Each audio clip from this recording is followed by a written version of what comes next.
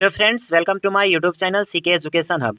Friends आज के इस वीडियो में मैं आप लोगों को Bihar board class 12 English rainbow part 2 prose section का 8वां चैप्टर जिसका नाम है how free is the press को समझाने जा रहा हूं। Friends how free is the press यह एक एस्से है। Friends how free is the press का हिंदी होता है कि प्रेस जो है प्रेस कितना आज़ाद है, कितना फ्री है, कितना स्वतंत्र है। फ्रेंड्स इसके जो राइटर है वो है ड्रोथी एल्सियर्स। तो आइए सबसे पहले इस एस्से को पढ़ने से पहले ड्रोथी एल्सियर्स के बारे में पढ़ते हैं और समझते हैं, क्योंकि आपके आने वाले जो बिहार बोर्ड इंटर परीक्षा है उसमें इस एस्से से तो बहुत सारे क्वेश्चन पूछे ही जाएंगे, लेकिन उससे भी ज़्यादा क्वेश्चंस आपको ड्रोथी एल्सियर्स यानी इसके जो राइटर होते हैं उससे भी क्वेश्चन पूछे जाते हैं। तो आइए सबसे पहले इनके बारे में पढ़ते हैं। लिखा गया है Dorothy L Sayers was born in 1893 and died in 1957। यानी ड्रोथी एल्सियर्स का जन्म हुआ था 1893 में और इनकी मृत्यु हो गई थी 1957 में। Essayist, playwright, poet and writer of detective fiction. यानी ये जो ड्रोथी एल्सियर्स थी एसेइस्ट थी यानी निबंधकार थी, प्लेराइट नाटककार थी, पोएट यह एक कवित्री थी। फ्रेंड्स मैं आपको बताना चाहूँगा कवि का जो फेमिनिन जेंडर होता है वो उसे कवित्री कहते हैं, ठीक है। यह एक महिला थी इसीलिए यहाँ पे कवि ना बोल के मैं कवित्री बोल रहा हूँ। And writer of detective fiction. Writer means होता है लेखिका। क्या होता है लेखिका? तो यह एक लेखिका थी डिटेक्टिव फिक्शन का। किसका? डिटेक्टिव फिक्शन का। डिटेक्टिव मतलब होता है जासूसी और फिक्शन मतलब होता है उपन्यास या कहानी, ठीक है। तो ये जासूसी, कहानी और उपन्यास के राइटर भी थी यानी लेखिका भी थी। Was educated eight Somerville college Oxford. यानी इनका जो शिक्षा दीक्षा है वो समरविल कॉलेज में हुआ था और ये जो समरविल कॉलेज है यह ऑक्सफोर्ड यूनिवर्सिटी से एफिलिएटेड था यानी जुड़ा हुआ था। In 1915, Sears became one of the first women to graduate from Oxford university. Oxford university से ग्रेजुएट करने वाली, ठीक है, यानी स्नातक करने वाली बहुत सारी जो महिलाएं थी उसमें ना ड्रोथी एल्सियर्स का प्रथम स्थान था, फर्स्ट प्लेस था। यानी 1915 में ऑक्सफोर्ड यूनिवर्सिटी से ग्रेजुएट करने वाली यह प्रथम महिला बनी थी। कौन? Dorothy L Sayers. Her published works include clouds of witness unnatural death, Lord Peter views the body, nine tailors, gaudy night. इसे हम लोग गॉडी नाइट भी पढ़ सकते हैं। ये जितना भी मैं अभी नाम पढ़ रहा हूँ ये सभी जो है ना इनकी पब्लिश्ड वर्क्स है यानी प्रकाशित रचनाएं हैं जो इंग्लिश में इन्होंने लिखी थी। देखिए आगे क्या लिखा गया है। She has edited great short stories of detection. इसमें लिखा गया सी हैज़ एडिटेड मतलब उन्होंने संपादन भी किया। ग्रेट शॉर्ट स्टोरीज मतलब महान लघु कथाओं को, ऑफ डिटेक्शन मतलब जासूसी की जितनी भी जो महान छोटी छोटी जो कहानियाँ थी उसको इन्होंने क्या किया था, उसका संपादन भी किया था यानी उसे इन्होंने एडिट भी किया था। एंड पब्लिश्ड और उसे प्रकाशित भी करवाया था इन्होंने। A competent words translation of Inferno. अच्छा ये ड्रोथी एल्सियर्स जो थी ना इनफर्नो का कॉम्पिटेंट का मतलब होता है सक्षम और वर्ड्स मीन्स होता है पद और ट्रांसलेशन मीन्स होता है अनुवाद। यानी ये जो इनफर्नो है ना इनफर्नो का इन्होंने ट्रांसलेशन भी किया था, इसका अनुवाद भी किया था। तो इनफर्नो के किस चीज़ का? तो उसके पद का, उसके छंद का। वर्ड्स में पद या छंद होता है, हम लोग पैराग्राफ भी बोल सकते हैं। तो इनफर्नो जो था ना इसका इन्होंने उसके पद का अनुवाद भी किया था। कौन से लैंग्वेज में? तो अंग्रेजी भाषा में। देखिए आगे समझते हैं। In the essay how free is the press. यानी ये जो एस्से है how free is the press, इस एस्से में देखिए आगे क्या लिखा गया है। She writes with clarity of thought to make a strong case against misreporting by the press और against the misuse of the freedom of the press. देखिए ये जो एस्से है जिसे हम लोग पढ़ने जा रहे हैं और how free is the press, see writes with clarity of thought. इसमें ना वह विचारों की अस्पष्टता के साथ लिखती है। थॉट्स मीन्स होता है विचार, क्लैरिटी मीन्स होता है स्पष्टता, यानी विचारों की स्पष्टता के साथ लिखती है। ए strong case against misreporting by the press. यानी एक मजबूत केस बनाने के लिए, एक मजबूत मामला बनाने के लिए। अगेंस्ट यानी अगेंस्ट मीन्स होता है विरोध या खिलाफ। तो किसके खिलाफ? तो प्रेस के खिलाफ। जो प्रेस वाला जो मिस रिपोर्टिंग करता है और इसको जो फ्रीडम दिया गया है, इसको जो आज़ादी दिया गया है, उसका जो ये मिस यूज़ करता है, उसका जो ये दुरुपयोग करता है, उसके अगेंस्ट में, उसके खिलाफ में, उसके विरुद्ध में एक मजबूत मामला बनाने के लिए क्लैरिटी ऑफ थॉट यानी विचारों की स्पष्टता के साथ how free is the press में ड्रोथी एल्सियर्स लिखती है। फ्रेंड्स ये रहा ड्रोथी एल्सियर्स का इंट्रोडक्शन। इसमें मैं इनके बारे में बताया हूँ। अगर आपको समझ में आया होगा तो आप मुझे कमेंट करेंगे और मुझे बताएंगे। आइए अब इस एस्से को पढ़ते हैं। इस एस्से में क्या लिखा गया है, इसका जो पैराग्राफ नंबर 1 है इसे पढ़ते हैं और समझते हैं। इसमें लिखा गया है that without a free press there can be no free people is a thing that all free people take for granted. इसमें लिखा गया है that without a free press मतलब विदाउट फ्री प्रेस का मतलब था बिना स्वतंत्र प्रेस के। जब तक प्रेस जो है स्वतंत्र नहीं होगा, फ्री नहीं होगा, आज़ाद नहीं होगा, there can be no free people, तो लोग भी फ्री नहीं होंगे, लोग भी आज़ाद नहीं होंगे, लोग भी स्वतंत्र नहीं होंगे। इज ए थिंग मतलब यह एक ऐसा बात है that all free people take for granted मतलब यह एक ऐसा बात है जिसको सभी स्वतंत्र लोग टेक फॉर ग्रांटेड यानी मान के चलते हैं, ऐसा मानते हैं, ठीक है। यानी जितने भी स्वतंत्र लोग हैं वो सब मानते हैं कि जब तक ये जो प्रेस है ना फ्री ना होगा, आज़ाद ना होगा, तब तक लोग भी आज़ाद नहीं होंगे, लोग भी स्वतंत्र नहीं रह पाएंगे। वी नीड नॉट डिस्कस, आगे कहते हैं कि मुझे इस पर डिस्कस नहीं करना, इस पर विचार नहीं करना। Not will we at this moment discuss the restriction placed upon the press in time of war. ये कहते हैं कि ना ही मैं इस बात पे चर्चा करूँगा, इस मोमेंट में होता है पल या क्षण भी बोल सकते हैं। आगे ये कहते हैं कि ना ही मैं इस मोमेंट में, इस पल में मैं ये डिस्कस करूँगा, विचार करूँगा, रेस्ट्रिक्शन प्रतिबंध place upon the press in time of war, यानी युद्ध के समय में, यानी इमरजेंसी के टाइम में प्रेस पे जो रेस्ट्रिक्शन लगाया जाता है, जो प्रतिबंध लगाया जाता है, उसके बारे में भी वह इस पल, इस मोमेंट में डिस्कस नहीं करेंगे, विचार नहीं करेंगे। आगे देखिए वह क्या कहते हैं। At such times all liberties have to be restricted, मतलब वार के टाइम में, ठीक है, युद्ध के समय में ये जो प्रेस वाले जो होते हैं, इनकी जितनी भी लाइबर्टीज होती है, इनकी जितनी भी आज़ादी होती है, उसे रेस्ट्रिक्ट कर दिया जाता है, उसे प्रतिबंधित कर दिया जाता है, उसे सीमित कर दिया जाता है, उसे लिमिटेड कर दिया जाता है। Free people must see to it that when peace comes full freedom is restored, मतलब स्वतंत्र लोगों को ये मानकर चलना चाहिए दैट कि when peace comes full freedom is restored, कि जैसे ही पीस आती, जैसे ही मतलब शांति आती, जैसे ही मतलब स्थिति नॉर्मल हो जाता है, फुल फ्रीडम इज रिस्टोर्ड, वैसे ही मतलब प्रेस वालों को दोबारा उसकी जितनी भी आज़ादी होती है उसे दोबारा दे दी जाती है। यानी प्रेस जो है स्वतंत्र है और वो स्वतंत्रतापूर्वक वर्क करता है, लेकिन फ्रीडम उसे मतलब उसके जो फ्रीडम होता है उस पर ना रेस्ट्रिक्शन लगा दिया जाता है, मतलब उसको सीमित कर दिया जाता है। कब तक? इमरजेंसी के टाइम में। लेकिन जैसे ही मतलब नॉर्मल स्थिति आती है, स्थिति नॉर्मल होती है, वैसे ही उसका जो भी आज़ादी उसे दोबारा बहाल कर दी जाती है, उसे दोबारा उस आज़ादी को दे दिया जाता है। देखिए आगे क्या लिखा गया है।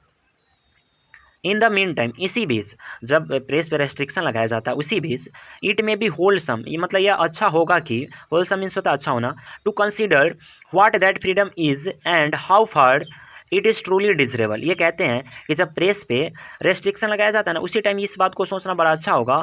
कंसिडर मीन्स होता है विचार करना या सोचना। व्हाट दैट फ्रीडम, कि वह फ्रीडम क्या है, वह स्वतंत्रता क्या है, वह आज़ादी क्या है, and how far it is truly desirable, और ये कहाँ तक, मतलब कहाँ तक ये डिजरेबल है, कहाँ तक ये वांछनीय है, कहाँ तक ये जायज़ है, कहाँ तक ये सही है। It may turn out to be no freedom at all और even a mere freedom to tyrannize, for tyranny is in fact the uncontrolled freedom of one man और one gang to impose its will on the world. देखिए इसके हिंदी को समझते हैं। इसमें लिखा गया it may turn out to be freedom at all, मतलब जब हम लोग इस पर विचार करते तो हम लोग को ये पता चलता है कि ये मतलब तनिक भी मतलब स्वतंत्रता नहीं है, तनिक भी मतलब ये आज़ादी नहीं है। और even mere freedom to tyrannise, मतलब यह मतलब जब हम लोग पता करते हैं कि उसकी आज़ादी क्या है, तब पता करने के बाद मुझे पता चलता है ये ना, यह एक अत्याचार है, यह एक जुल्म है, ठीक है। For trainees is in fact, और ये जो ट्रेनी होता है, ये जो अत्याचार होता है, ये जो जुल्म होता है, इनफैक्ट वास्तव में होता क्या है, the uncontrolled freedom of one man, मतलब किसी एक व्यक्ति का अनियंत्रित आज़ादी होती है, और वन गैंग, और ये एक दल का या एक व्यक्ति का अनियंत्रित आज़ादी होता है। जब हम लोग इसकी आज़ादी के बारे में पता करते हैं ना, तो हम लोग को पता चलता है कि किसी एक व्यक्ति द्वारा और किसी एक दल या किसी एक समूह द्वारा अनियंत्रित आज़ादी है to impose its will on the world, जो क्या करते हैं, मतलब अपनी इच्छाओं को, ठीक है, विल में से होता है इच्छा, अपनी इच्छाओं को इम्पोज करते हैं, ज़बरदस्ती ला देते हैं ऑन द वर्ल्ड, संसार पे। यानी देखिए जब प्रेस पे रेस्ट्रिक्शन लगाया जाता है, जब उस पर प्रतिबंध लगाया जाता है, तो हम लोग उसकी आज़ादी के बारे में सोचते हैं कि जिस प्रेस की आज़ादी पर मतलब प्रतिबंध लगाया गया वास्तव में वो आज़ादी है क्या। तो जब हम लोग पता करते हैं तो हम लोग को पता चलता है कि जिस आज़ादी की हम लोग बात करते हैं वो वास्तव में एक ट्रीनेज है। क्या है? ट्रीनीज है। ट्रीनीज मतलब होता है अत्याचार या जुल्म। ट्रीनी है क्या है? एक अत्याचार है। और वो अत्याचार क्या है? तो किसी एक व्यक्ति या किसी एक दल द्वारा, किसी एक समूह द्वारा पूरे संसार पे ज़बरदस्ती अपनी इच्छाओं को थोपना या ला देना। आइए फ्रेंड्स अगला पैराग्राफ पढ़ते हैं, इसमें क्या लिखा गया है। When we speak of the freedom of the press, जब हम लोग ये जो प्रेस है इसकी फ्रीडम, इसकी आज़ादी की बात करते हैं, we usually mean freedom is a very technical and restricted sense. जब हम लोग प्रेस की आज़ादी की बात करते हैं तो हमारा सामान्यतः जो अर्थ होता है फ्रीडम का, आज़ादी का, इन ए वेरी टेक्निकल मतलब बहुत ही ज़्यादा तकनीकी और प्रतिबंधित अर्थ में होता है। नेमली जैसे कि फ्रीडम फ्रॉम डायरेक्शन और सेंसरशिप बाय द गवर्नमेंट, मतलब गवर्नमेंट यानी सरकार की है उससे प्रेस को फ्रीडम, उससे आज़ादी मिलनी चाहिए। यानी प्रेस की आज़ादी की जो बात करते हैं तो हम लोगों का कहने का मतलब है कि प्रेस पे गवर्नमेंट के द्वारा, सरकार के द्वारा जो सेंसरशिप लगाया जाता है उससे प्रेस को मुक्त होना चाहिए, मतलब प्रेस पे सेंसरशिप नहीं लगना चाहिए। देखिए आगे क्या कहा जाता है, इन दिस रिस्पेक्ट, मतलब इस मामले में या इस अर्थ में the British press is under ordinary condition singularly free. Singularly free means होता है पूर्ण रूप से आज़ाद होना। मतलब इस मामले में जो ब्रिटिश प्रेस है ना, British press under ordinary conditions मतलब साधारण स्थिति में भी, सिंगुलरली मतलब पूर्ण रूप से क्या होता है, फ्री होता है, स्वतंत्र होता है। देखिए ब्रिटिश प्रेस क्या क्या कर सकता है, it can attack the policy and political character of ministers. मतलब ब्रिटिश प्रेस जो है मतलब ये अटैक कर सकता है, मतलब हमला कर सकता है किस चीज़ पे, policy and political character of ministers, यानी मंत्रियों के जो राजनीतिक जो चरित्र होते हैं, इसके जो राजनीतिक जो नीति होते हैं उस पर ये अटैक कर सकता है। Interfere in the delicate machinery of foreign diplomacy, मतलब विदेशी जो कूटनीति होता है, मंत्रियों का जो विदेशी कूटनीति होता है उसमें भी ये इंटरफियर कर सकता है, यानी दखल अंदाजी कर सकता है। देखिए आगे क्या लिखा गया है, conduct campaigns to subvert the constitution, संविधान को उलट पुलट करने के लिए, इसको पलटने के लिए ये कंडक्ट कैंपेन्स मतलब अभियानों को भी चला सकती है। इंसाइट सिटीजन्स, मतलब जनता को ये इंसाइट कर सकती है, उकसा सकती है। टू डिसकंटेंट एंड रेवेलियन, ये जनता को डिसकंटेंट मतलब उसके मन में असंतोष भी पैदा कर सकती है, एंड रेवेलियन और उससे बगावत भी करवा सकती है। एक्सपोज स्कैंडल्स, मतलब ये घोटालों को एक्सपोज कर सकती है, मतलब उसको उजागर कर सकती है। एंड फोमेंट ग्रीवेंसेस, मतलब जनता का जो शिकायत है उसको ये फोमेंट कर सकता है, उसको बढ़ावा दे सकती है। And generally harry and belabour the servants of the state, मतलब देखिए सर्वेंट्स ऑफ द स्टेट का मतलब होता है राज्य कर्मचारी, जो राज्य के जो सरकारी जो कर्मचारी होते हैं उसे हैरी भी कर सकता है, उसे परेशान भी कर सकता है। बिलेवर ये उसे पीट भी सकता है। विथ ऑलमोस्ट परफेक्ट लिबर्टी, यानी पूर्ण आज़ादी के साथ। ऑन ओकेजन, कभी कभी it can become a weapons to coerce the government, कभी कभी ना ये वेपन्स बन जाता है, मतलब एक अस्त्र का काम करने लगता है। टू क्वार्ट्स द गवर्नमेंट, मतलब सरकार को बाध्य करने के लिए। To confirm to what it asserts to be the will of the people, मतलब इस बात को मानने के लिए सरकार को ये बाध्य कर देती है कि सरकार जो है ना लोगों की इच्छा है, मतलब लोगों की इच्छा के ऊपर डिपेंड करता है। सरकार जो है कभी भी बदल सकता है, अगर लोगों की इच्छाएं बदल जाए, लोग जिसे चाहेंगे उसे ही अपना सरकार बना सकते हैं। तो फ्रेंड्स ये सेकेंड पैराग्राफ था जिसको मैं समझाया हूँ, अगर आपको समझ में आया होगा तो आप मुझे कमेंट करके बताएंगे। आइए अगला पैराग्राफ नंबर 3 देखते हैं, इसमें क्या लिखा गया है। So far this is all to the good, मतलब अभी तक जो हम लोग पढ़ रहे हैं प्रेस के बारे में, सब प्रेस की अच्छाई है। ओकेजनली, कभी कभी this freedom may produce disastrous hesitation and inconsistence in public policy. देखिए कभी कभी जो ये फ्रीडम है, ये जो स्वतंत्रता है, में प्रोड्यूस डिसेस्ट्रस, मतलब कभी कभी ये दुख का कारण बन जाता है, मतलब ये डिसेस्ट्रस मतलब आपदा को जन्म दे देती है। हेजिटेशन मतलब ये संकोच पैदा करती है। एंड इनकॉन्सिस्टेंस, और कभी कभी ये विसंगतियों को भी पैदा करती है। इनकॉन्सिस्टेंस का मतलब था विसंगतियाँ।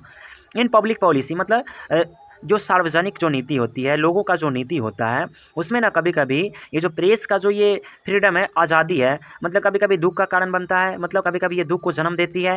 हेजिटेशन संकोच को जन्म देती है। इनकॉन्सिस्टेंस कभी कभी ये विसंगतियों को भी जन्म देती है। किस में, पब्लिक पॉलिसी में, मतलब सार्वजनिक नीति में।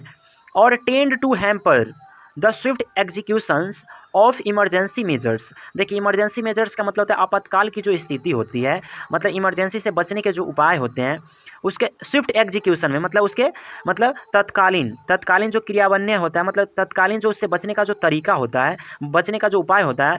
टेंड टू हैम्पर मतलब उसमें ना ये बाधा का काम करती है, यानी कोई भी इमरजेंसी आया, ठीक है, उससे बचने के लिए स्विफ्ट एग्जीक्यूशन मतलब तत्कालिक जो उपाय होता है उसमें ये बाधा का काम करती है। कौन, ये जो प्रेस का फ्रीडम है। वो कैसे करती है, तो लोगों के मन में शंका पैदा कर देती है, विसंगतियाँ पैदा कर देती है, जिससे सरकार के द्वारा जो मतलब जो भी उपाय लाया जाता है, इमरजेंसी मेजर्स लाए जाते हैं, उसको मतलब लागू करने में ये जो प्रेस की जो आज़ादी है ना वो डिस्टर्ब कर देती है, उसको टेंड टू हैम्पर मतलब बाधा बन जाती है। But generally speaking it works to secure and sustain the that central doctrine of democracy as we understand it. देखिए ये कुछ भी करता है, लेकिन ये जो प्रेस जो होता है ना, इस बात को हमको मानना पड़ेगा कि प्रेस जो है सेंट्रल डॉक्ट्रिन ऑफ डेमोक्रेसी मतलब लोकतंत्र का जो सेंट्रल डॉक्ट्रिन है, इसका जो मूल सिद्धांत है, इसका जो केंद्रीय सिद्धांत है, उसको क्या करने में, सस्टेन करने में, मतलब उसको कायम रखने में, एंड सिक्योर्ड, और इसको सुरक्षित करने में मदद करती है। प्रेस जो है ना वो अपना काम करती है सेंट्रल डॉक्ट्रिन ऑफ डेमोक्रेसी, मतलब लोकतंत्र का जो केंद्रीय सिद्धांत है उसको सुरक्षा प्रदान करने में और उसको कायम रखने में मदद करती है। That the state is not the master but the servant of the people. अच्छा, लोकतंत्र का यानी डेमोक्रेसी का जो सेंट्रल डॉक्ट्रिन है, जो मूल सिद्धांत है, वह क्या है कि ये जो मतलब ये जो स्टेट जो होता है, जो राज्य जो होता है, राज्य सरकार जो होता है, नॉट द मास्टर, ये मालिक नहीं है, but the servant of the people, यानी सरकार जो होता है ना वो लोगों का नौकर होता है, ना कि लोग उनके नौकर होते हैं। और ये डेमोक्रेसी का सेंट्रल डॉक्ट्रिन है, मतलब केंद्रीय सिद्धांत यानी मूल सिद्धांत है, और इसको सस्टेन करने में, इसको कायम रखने में, और इसको सिक्योर और इसको सुरक्षित रखने में ये जो प्रेस है वो वर्क करती है, काम करती है। देखिए आगे पैराग्राफ नंबर 4 को पढ़ते, इसमें क्या लिखा गया है। The press as a whole and in this technical and restricted sense in thus pretty free in a peaceful Britain, लिखा गया है द प्रेस, ये जो प्रेस है एज ए होल मतलब पूर्ण रूप से, and in this technical and restricted sense, और इस तकनीकी और प्रतिबंधित अर्थ में, इस the pretty free in A peaceful Britain, मतलब ये जो है ना प्रेस जो है पीसफुल ब्रिटेन में, मतलब शांतिपूर्ण ब्रिटेन में कुछ ज़्यादा ही क्या है, फ्री है, मतलब आज़ाद है। There is no shade of political opinion that does not somehow contrive to express itself, मतलब इसमें लिखा गया है there is no shade of political opinion that does not somehow contrive to express itself, मतलब ऐसा नहीं है कि ब्रिटेन में कोई भी जो राजनीतिक विचार होता है, जो राजनीतिक विचार होता है उसका जो ये शेड होता है, उसका जो मतलब छाया होता है, उसका जो मतलब छाया होता है वो खुद को कंट्राइव करने का, खुद को व्यक्त करने का कोशिश नहीं करता। ब्रिटेन में भी बहुत सारे जो राजनीतिक दल होते हैं ना वो अपने विचारों को व्यक्त करने के लिए प्रेशर डालते हैं कि तुम ना मेरी बात को ही सिर्फ लिखो और मेरा ही प्रचार करो। ऐसा नहीं, ब्रिटेन में ऐसा नहीं किया जाता, लेकिन क्या लिखा गया इसके बारे में। But if we go on to imagine that any particular organ of the press enjoy the largely liberty of being a forum of public opinion, देखिए फोरम ऑफ पब्लिक ओपिनियन का मतलब होता है जनमत का मंच, ठीक है, जनमत का मंच, यानी फोरम में होता है मंच, और पब्लिक ओपिनियन मतलब होता है जनमत यानी जनता की राय।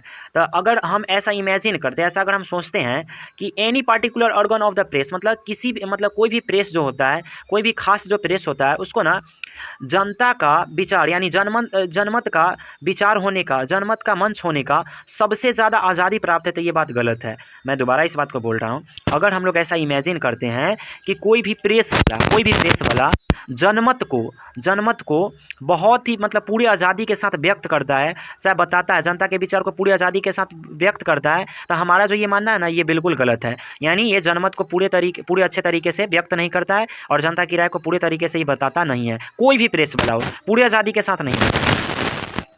देखिए आगे क्या लिखा गया है, वी आर ग्रेवली मिस्टेकन, अगर हम ऐसा सोचते हैं कि कोई भी प्रेस वाला जनता की राय को सही बताता है तो ये बात गलत है, ऐसा सोचकर हम लोग गलती करते हैं, ऐसा नहीं होता है।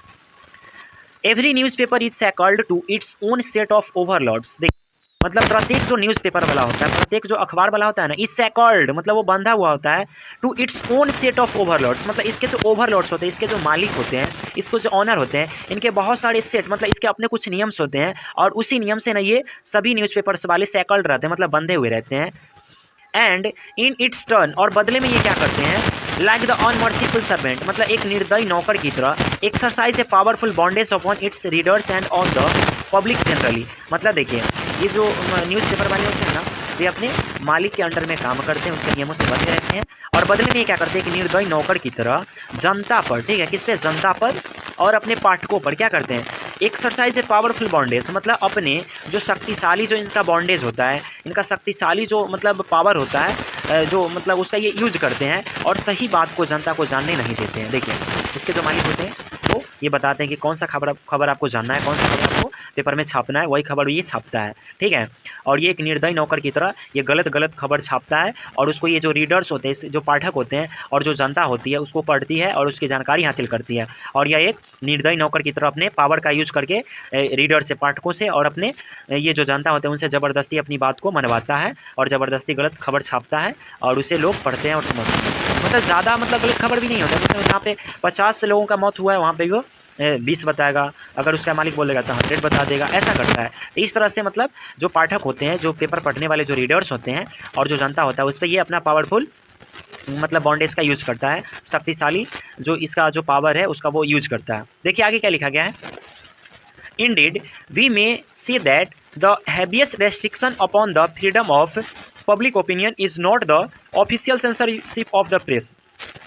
देखिए इसमें क्या लिखा गया है, Indeed वास्तव में, we may say that हम ऐसा कह सकते हैं कि the heaviest restriction upon the freedom of the public opinion, मतलब जनता का जो राय होता है उसमें ना सबसे बड़ा जो रेस्ट्रिक्शन है, सबसे बड़ा जो मतलब प्रतिबंध है वह क्या है, is not the official censorship, मतलब वह सरकार के द्वारा लगाया गया सेंसरशिप नहीं है, but the unofficial censorship by a press which exist not much to express opinion as to manufacture it. देखिए इसमें लिखा गया है पब्लिक ओपिनियन, मतलब जनता की जो राय है, जनता की जो बात है उस पर जो सेंसरशिप लगाया जाता है, ठीक है, क्या लगाया जाता है सेंसरशिप, वह ऑफिशियल सेंसरशिप कम है, ठीक है, मतलब सरकार के द्वारा सेंसरशिप जो लगाया जाता है वो कम है, सरकार के द्वारा जो प्रतिबंध लगाया जाता है वो कम है, but the unofficial censorship by a press, लेकिन प्रेस के द्वारा, ठीक है, प्रेस के जो मालिक होता है उसके द्वारा जो सेंसरशिप लगाया गया है ना वो ज़्यादा है। अच्छा देखिए प्रेस वाला का जो सेंसरशिप लगाया जाता है तो वह क्या करता है, इसके द्वारा वह क्या करता है, which exist not so much to express opinion, मतलब वह जनता के विचारों को उतना व्यक्त नहीं करता है एज टू मैन्युफैक्चर इट, जितना वह खुद से मतलब अपना न्यूज़ बनाता है, ठीक है। इसमें लिखा गया है मतलब सरकार के द्वारा प्रेस पे ना जो सेंसरशिप लगाया जाता है उससे कई गुना ज़्यादा जो सेंसरशिप है ना वह प्रेस के मालिक के द्वारा लगाया जाता है, और प्रेस का मालिक जो होता है, चाहे जो प्रेस वाला होता है, वो जनता की राय को, जनता की बात को बताने से ज़्यादा, व्यक्त करने से ज़्यादा वह मतलब खबर को गढ़ता है, मतलब खुद से खबर को बनाता है, ठीक है, यही बात इसमें लिखा गया है। देखिए आगे क्या लिखा गया है, पैराग्राफ नंबर 5 में, इसको समझते हैं। The editorial policy of A popular daily is controlled by two chief factors, यानी मतलब किसी भी, मतलब पॉपुलर डेली में से होता है दैनिक समाचार पत्र, तक किसी भी लोकप्रिय जो मतलब समाचार पत्र होता है उसका जो एडिटोरियल पॉलिसी होता है, उसका जो संपादकीय नीति होता है, इज कंट्रोल्ड मतलब उसको नियंत्रण किया जाता है, उसको नियंत्रित किया जाता है बाय टू चीफ फैक्टर्स, मतलब दो मुख्य कारकों द्वारा।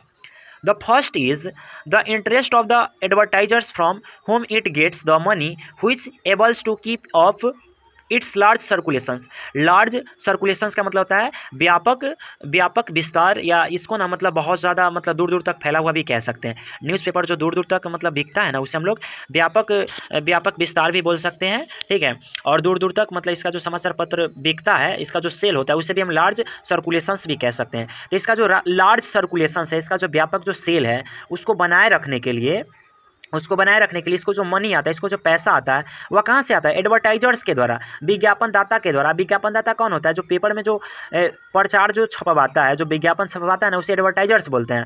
तो पेपर ना दूर दूर तक बिकता है, इसका सेलिंग ज़्यादा होता है, इसका बहुत सारा पेज छपता है, ये सब जो है ना किस पे डिपेंड करता है, तो एडवर्टाइजर पर। किस पे, एडवर्टाइजर पर, जो मतलब इसको बहुत सारा पेपर छापने के लिए पैसा देता है। क्या देता है, पैसा देता है, ठीक है।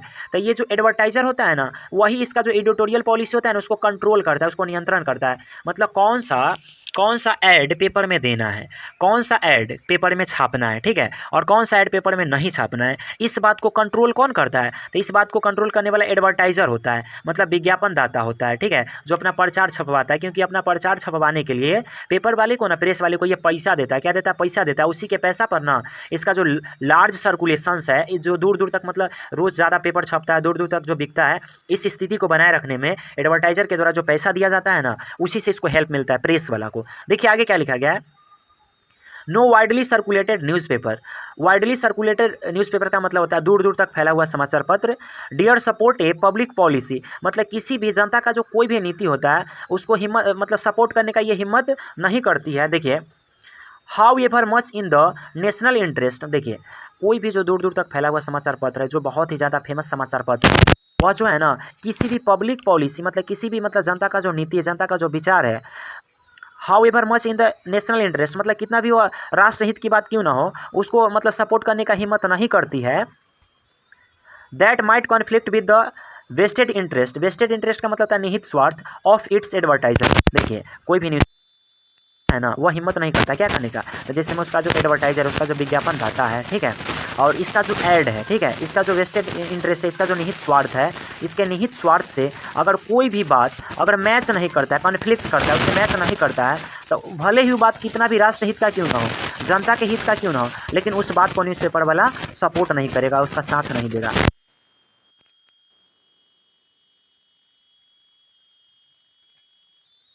ज़्यादा नुकसान होता है और सरकार भी मतलब इसको नहीं लगाने के लिए मना करता है। लेकिन लक्स साबुन वाला अगर न्यूज़पेपर वालों को पैसा दे ले है तो ना ही जनता के बात सुनेगा और ना ही सरकार के बात सुनेगा और लक्स साबुन का आइडिया अपन पेपर में छापबे करेगा। यही बात इसमें लिखा गया। आगे देखिए क्या लिखा गया है।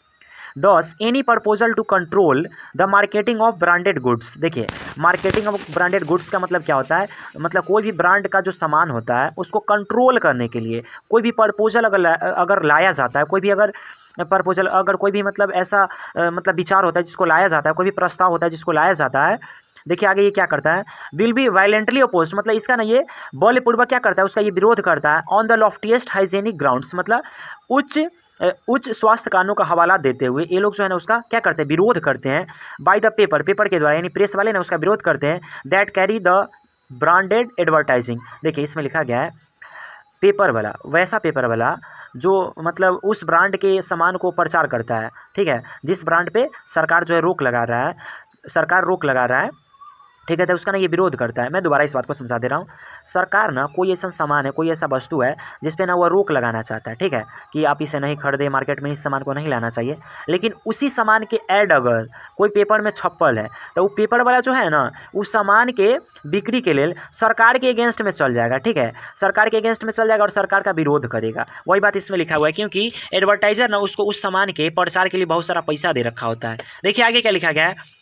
On the other hand, any product that refuses to pay the high advertising rates of a powerful national organ will be denounced, smashed and driven off the market। देखिए इसमें लिखा गया है इसमें लिखा गया है एनी प्रोडक्ट, मतलब कोई भी वस्तु वाला या कोई भी कंपनी दैट रिफ्यूजेस, जो मना कर देती है, और टू पे द हाई एडवर्टाइजिंग रेट्स, मतलब कोई भी पेपर वाला का जो उच्च जो विज्ञापन दर होता है उसे देने के लिए अगर मना कर देता है कोई भी company of powerful national organ, कोई भी शक्तिशाली जो न्यूज़पेपर वाला है जो दूर दूर तक फैला हुआ है उसको ना उसका जो उच्च जो एडवर्टाइजिंग रेट है उसको देने से अगर मना कर देती है, विल बी डिनाउंसेड, तो उसका ना मतलब डिनाउंसेड मतलब उसका ना निंदा किया जाता है, smashed and driven of the market, उसको ना मतलब चकनाचूर कर दिया जाता है और उसको ना मार्केट से बाहर निकाल दिया जाता है। Yet you are not allowed to use any product that dissociates itself from the advertising ring. देखिए इसमें लिखा गया है yet you are not allowed to use any product, मतलब आपको ना ऐसा प्रोडक्ट ऐसा सामान अलाउड करने मतलब अलाउड नहीं किया जाएगा, परमिशन नहीं दिया जाएगा खरीदने के लिए और यूज़ करने के लिए, जो सामान from the dissociate from the advertising rates advertising ring. देखिए सॉरी मैं यहाँ पे जो वर्ड बोला हूँ उसमें कुछ प्रॉब्लम्स आ गया था, मैं उससे दोबारा बोल दे रहा हूँ। इसमें लिखा गया है डिसएसोसिएट्स, क्या लिखा गया है, डिसएसोसिएट्स, मतलब वैसा सामान जो एडवर्टाइजिंग रिंग से मतलब जो विज्ञापन जो चक्र होता है उससे अगर वो बाहर हो गया है, डिसएसोसिएट्स हो गया है, जो जुड़ा हुआ नहीं है, वैसे प्रोडक्ट को ना आप खरीदने के लायक नहीं रहेंगे, आपको उसको खरीदने नहीं दिया जाएगा। ऑल दिस इज अंडरस्टैंडेबल, मतलब ये सब समझने लायक है। Since a big circulation spells bankruptcy if the paper has to depend on its sales for its revenue. देखिए इसमें लिखा गया है ये सब समझने वाली बात है। सिंस की a big circulation spells bankruptcy if the paper has to depend on its sales for its revenue, अगर ये अपने आमदनी के लिए अपने सेल्स पर अगर अपने बिक्री पर आधारित रहेगा ना, डिपेंड करेगा ना, तब कोई भी जो दूर दूर तक फैला हुआ जो न्यूज़पेपर है उसका ना दिवालिया निकल जाएगा, मतलब उसको बहुत ज़्यादा घाटा हो जाएगा। Every newspaper lives in a perpetual precarious balance, मतलब जितने भी न्यूज़पेपर होते हैं ना उसमें जो सतत अनिश्चित संतुलन बना रहता है। परपेचुअल का मतलब होता है सतत और प्रीकैरियस का मतलब होता है अनिश्चित, तो मतलब और बैलेंस मतलब होता है संतुलन। तो जितने भी न्यूज़पेपर वाला जो होता है ना उसमें सतत अनिश्चित संतुलन बना रहता है। It must increase its sales to justify its advertising rates. देखिए जितने भी न्यूज़पेपर होते हैं उनको ना कभी कभी क्या करना पड़ता है, इंक्रीज़ करना पड़ता है अपने सेल्स को, अपने बिक्री को, to justify its advertising rates, मतलब इनका जो एडवर्टाइजिंग जो रेट्स होता है, इसका जो विज्ञापन दर होता है उसको जस्टिफाई करने के लिए, उसको उचित ठहराने के लिए, उसको उचित साबित करने के लिए कभी कभी इसका जो मतलब सेल होता है ना उसको बढ़ाना पड़ता है। And to increase its sales it must sell itself far below the cost of production, तो अपने सेल्स को बढ़ाने के लिए इसको क्या करना पड़ता है, इसका जो कॉस्ट ऑफ प्रोडक्शन होता है, इसका जो मतलब लागत दर होता है, जितना में पेपर बनाता है उससे कम में भी कभी कभी इसको बेचना पड़ता है, बिलो मतलब होता है नीचे। But if it sells more copies than it advertising will pay for it faces financial disaster. देखिए इसमें लिखा गया है अगर कोई भी न्यूज़पेपर वाला एडवर्टाइजिंग विल पे फॉर, इसमें लिखा गया है मतलब विज्ञापन जो छपवाता है ना वो ना जितना विज्ञापन छापने के लिए, जितना पेज में विज्ञापन छापने के लिए उसको पैसा देता है पेपर वाला को, उससे ज़्यादा अगर पेपर वाला अपना पेज छापता है, उससे ज़्यादा कॉपी अगर ये निकालता है, इट फेसेस फाइनेंशियल डिसेस्टर, तो इसको ना वित्तीय घाटा का सामना करना पड़ जाएगा। डिसेस्टर मतलब होता है घाटा, और फाइनेंशियल मतलब होता है वित्तीय, और फेस का मतलब होता है सामना करना, यानी वित्तीय घाटा का सामना करना पड़ जाएगा। उसको ना ये जो पेपर वाला जो होता है उसको ना ये ऐड छपवाने वाला मतलब उसको क्या बोलते हैं, प्रचार छपवाने वाला जो मालिक होता है ना, जितना पेज छापने के लिए पैसा देता है ना उतना ही पेज वह छापता है, अगर उससे ज़्यादा वह छापेगा तो उसको घाटा लग जाएगा। कॉन्सिक्वेंसली, परिणाम स्वरूप, the more wide spread and powerful the organ, मतलब जो मतलब परिणाम स्वरूप जो जितना वाइड स्प्रेड होता है, जो व्यापक और पावरफुल और जितना शक्तिशाली जो ऑर्गन होता है, जो प्रेस वाला होता है, the more closely it has to subserve vested interest, उतना ही वह वेस्टेड इंटरेस्ट का मतलब होता है निहित स्वार्थ, उतना ही मतलब वह निहित स्वार्थ को निकटता से उसकी पूर्ति करता है। देखिए मैं इसको बताना चाहूँगा, वेस्टेड इंटरेस्ट का मतलब होता है निहित स्वार्थ, मतलब जिसमें एडवर्टाइजर को फायदा हो, तो जिसमें एडवर्टाइजर को फायदा हो ना, तो एडवर्टाइजर को फायदा करवाने वाला काम कौन करता है, जो न्यूज़पेपर जितना शक्तिशाली हो, जितना दूर दूर तक फैला होता है ना, जिसका बिक्री बहुत ज़्यादा होता है, वो न्यूज़पेपर वाला ना बहुत ही ज़्यादा मतलब एडवर्टाइजर की मदद करता है, मतलब निकटतापूर्वक, मतलब बहुत ही अच्छे तरीके से मदद करता है, और उसका जो ऐड होता है उसको छापता है। फ्रेंड्स ये जो वीडियो है बहुत बड़ी हो जाएगी, इसलिए मैं इस वीडियो के इस पार्ट में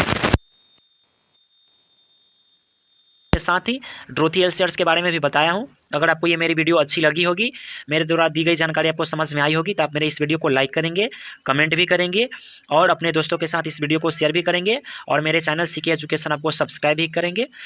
मेरे वीडियो को देखने के लिए धन्यवाद, और मिलते हैं इस वीडियो के नेक्स्ट पार्ट यानी पार्ट 2 के साथ। तब तक के लिए धन्यवाद।